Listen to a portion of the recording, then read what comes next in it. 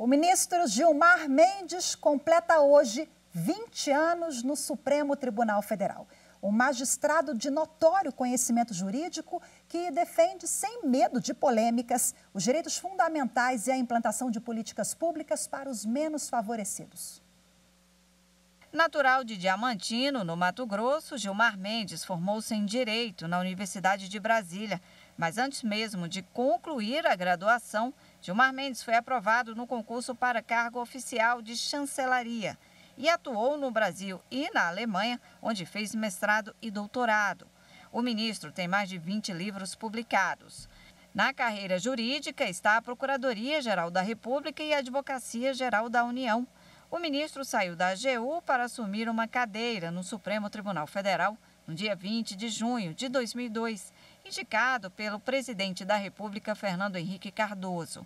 6 anos depois de se tornar ministro do STF, Gilmar Mendes comandou a maior corte do país. O ministro Gilmar Mendes exerceu importantes cargos na administração pública federal, entre os quais o de subchefe da Casa Civil para Assuntos Jurídicos, o de ministro de Estado, advogado-geral da União, ocasião em que defendeu perante o Supremo Tribunal Federal importantes políticas públicas. No Supremo Tribunal Federal, o ministro Gilmar Mendes tem contribuído decisivamente para o desenvolvimento de temas relevantes do direito. O ministro Gilmar Mendes é conhecido por ter notável saber jurídico, pulso firme e não ter medo de polêmicas, um defensor dos direitos fundamentais.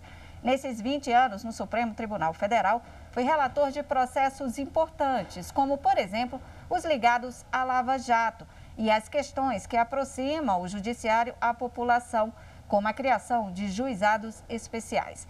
Outro tema de interesse e preocupação do ministro é o sistema prisional brasileiro.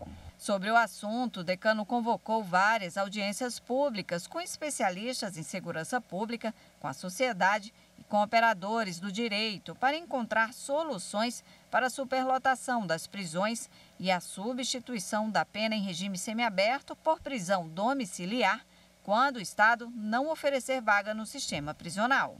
Execução penal no Brasil talvez seja uma das áreas em que a realidade mais se distancia da letra da lei. Ao presidir a Suprema Corte e o Conselho Nacional de Justiça entre 2008 e 2010, Gilmar Mendes realizou mutirões carcerários.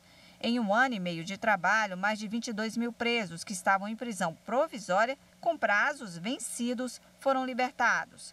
Durante a gestão de Gilmar Mendes, foi implantado ainda o projeto Começar de Novo, para garantir os direitos humanos e a ressocialização de presos.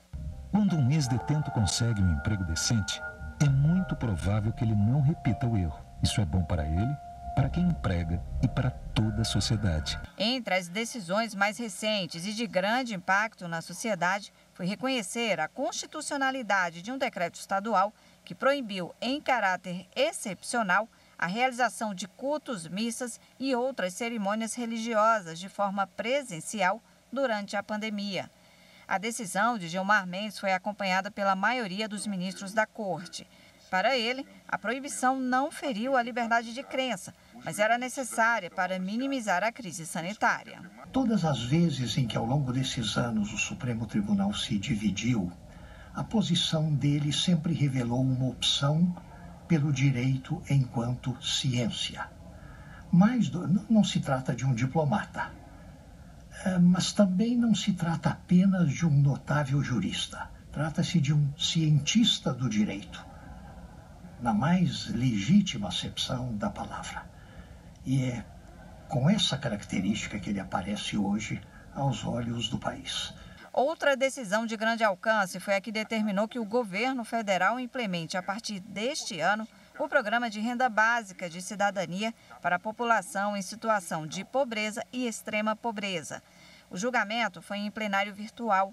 Os ministros acompanharam a decisão do ministro Gilmar Mendes. Eu acredito firmemente, como acreditava quando cheguei aqui, que o tribunal tem um grande papel na democracia brasileira, a ideia de uma certa contenção e de arbitragem de excessos no âmbito dos poderes, na construção de direitos fundamentais, na definição de de direitos, na ampliação de determinadas políticas públicas. Acho que o tribunal aprimorou-se bastante nesse período.